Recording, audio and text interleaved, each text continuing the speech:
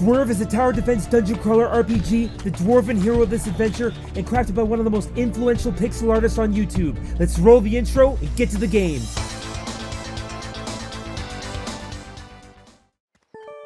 Hey everybody, it's John and welcome back to the Pixel Expedition. Today we're looking at the demo for Dwerve, developed and published by Half Human Games and set to release this summer. Now if you're an aspiring pixel artist like myself, then you probably already know who Pixel Pete is, but just in case you don't, Peter Milko is one of the few artists and developers on Dwerve and has a channel on YouTube dedicated to teaching people how to draw pixel art. Just look up his ongoing playlist Pixel Art 101 and dive right in. So Dwerve is a genre-bending gaming experience where Zelda meets dungeon warfare. You play as a young dwarf named Dwerve who navigates the world and explores dungeons like most RPGs, except all combat plays out like a tower defense game, placing traps and turrets to even the odds against waves of enemies. A lot more on that in just a moment. As the story goes, dwarves once lived within Mount Crowcrest, mining deep underground for power stones that fueled their machines and cities. But one day they dug too deep and unleashed hordes of gloomdark trolls and were forced to escape and flee into the hills. Years later, it seems the trolls have mysteriously made it out of the mountain, despite the rumors that they turned to stone in the sunlight. After recovering from a brutal attack by warboars in the Snoring Forest, without looking for his missing mother, Dwerve speaks with his father Eric, who warns him to keep out of harm's way while he investigates this new threat. But Dwerve's grandfather Esben, whose parents were warsmiths during the Great Exodus, decides to teach Dwerve how to fight and protect himself out in the valley and beyond. So this is where Dwerve's courageous journey begins. With the crafting hammer in hand, Dwerve learns how to build his first turret, the spin blade, and the essence of combat in the game. Each turret and trap costs a certain number of these green power stones to build. Once you run out of power stones, you can't build anything else. But whenever turrets and traps get destroyed, the power stones they used up will drop and automatically return to you. You can even recall turrets and traps at any time, and the power stones will home in on your position no matter where you are in the field.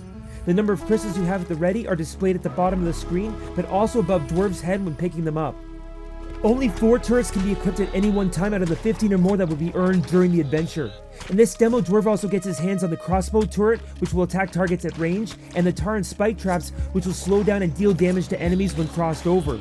They all have their advantages and disadvantages, but each can be upgraded along a skill tree in exchange for scrap, the currency in the game that Dwerve will find littered about the world. Dwerve also receives 2 artifacts from Esben, these legendary warsmith items, which give you special active and passive abilities. Dwerve gets the bouncing boomerang, which will automatically target nearby breakables and enemies, and the griffin boots, which will allow Dwerve to dash out of harm's way or dash right through enemies to knock them back during combat. Like the power crystals, there are more of these to find. Regarding combat, there are no random battles in Dwerve. Each one is strategically placed in the world and locks you in until you either win or die. If you die, you restart moments before the battle, allowing you the chance to plan your next strategy. You see, each battle becomes a little puzzle that you need to solve. You need to find the best combination of turrets and placement to be successful. While there are multiple ways to win a fight, if you don't keep on your toes, you won't survive. And I certainly did my fair share of dying. Unlike typical tower defense games, there is nothing passive about the combat in Dwerve. Enemies will spawn at different times and in different places. With a constrained amount of turrets and traps to place at one time, not only will they take damage and get destroyed, but in the toughest battles, if you don't tear them down and rebuild them around the combat zone, you'll get easily overwhelmed. Fortunately, there are colored indicators that will appear above each spawn point to let you know when the wave of enemies is imminent, which is extremely useful when prioritizing the placement of your turrets. While keeping Dwerve moving around the battle is a good strategy for staying alive, it can often be effective to keep him standing still. Dwerve himself acts as an additional turret that can be placed wherever needed. In this case, Dwerve will automatically throw his boomerang at nearby enemies, which can often turn the tide of a battle. Thankfully, if Dwerve survives with damage, a red potion will usually drop nearby that will automatically replenish lost health. You can also find armor that will automatically fill up a portion of your armor meter, which will always deplete first in a battle.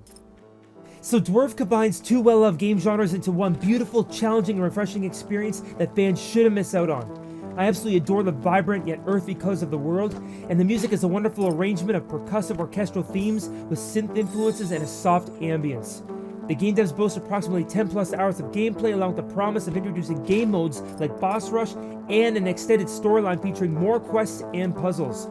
And after a successful Kickstarter campaign, the future looks bright for Half Human Games and Dwerve. Links below if you want to learn more about the project. But that will do for this episode. So thank you so much for watching. Please leave a like on the video and subscribe to the channel if you're new. We're now over 250 subscribers, which is just incredible. So thank you everyone for your support. And until next time on the Pixel Expedition, take care and stay safe.